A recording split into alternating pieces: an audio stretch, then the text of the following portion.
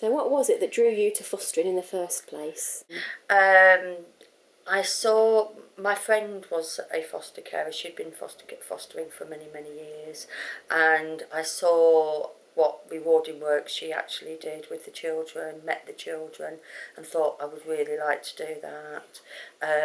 Both me and my husband were really good friends with them, and we thought this is what we would like to do, and that's what we did. Okay. And was there anything that you expected to be difficult about fostering that was actually easier than you thought it would be? I think when I first had our first placement, I thought, oh, this is going to be really, really difficult. However, when they first came into our house and we introduced them, it was amazing how quick they settled and became one of the family. So what's the best thing that you found about fostering? Seeing each child grow and improving and settling. And also when children move on, when we have had children that have been adopted, seeing them, you know, introducing them to their new families, working with their new families, that has been incredibly rewarding, and seeing them settled from, you know, from one life to another life. What advice would you give to anyone that's thinking about starting to foster? The advice I would give is don't hesitate. It is the most rewarding thing that you can do is give children a home and offer them a future and see children grow. Don't hesitate, just do it. You have the support, there's training available, and also there's other foster carers that you can get support. The team are always there, there's 24 hours, telephone contact. Yeah, just go for it, do it. Were you worried about your own family adapting to you starting to foster, and how did you settle them in with the idea of fostering? As part of the training, when you first decide to become a foster carer, you go on training, and part of that is a lot to do with your own family and your own children and how they can adapt, and there's support groups for your own children, and there's also contact where they can talk if they have any problems.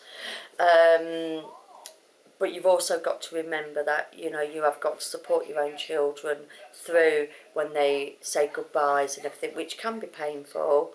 But also with us, we've been very, very lucky because we've been managed to keep contact with lots of children that have moved on.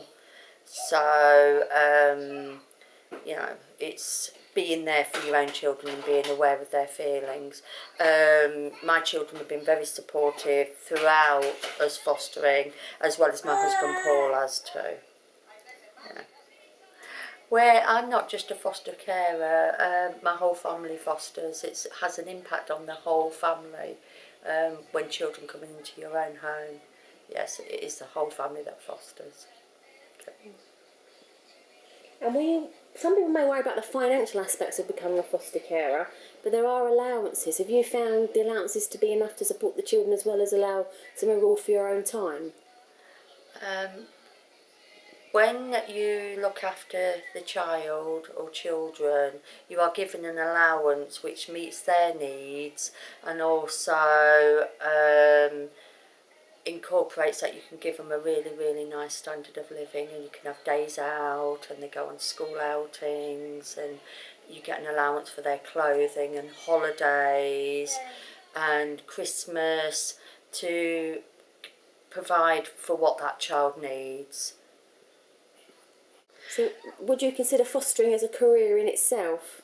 Before I became a foster carer, I was actually a community nurse, and whilst doing that role I was working with parents around parenting skills.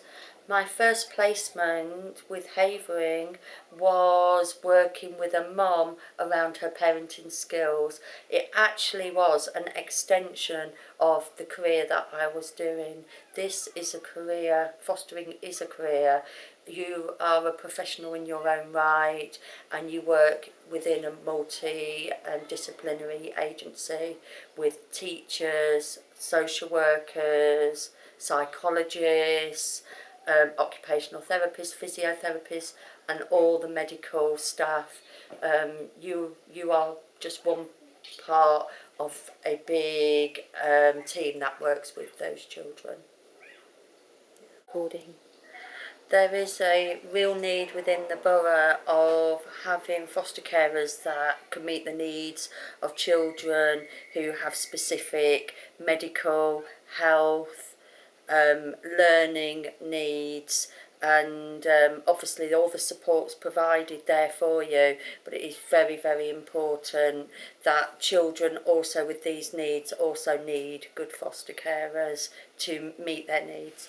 Teenagers as well, there's such a shortage of foster carers that would meet the needs of teenagers.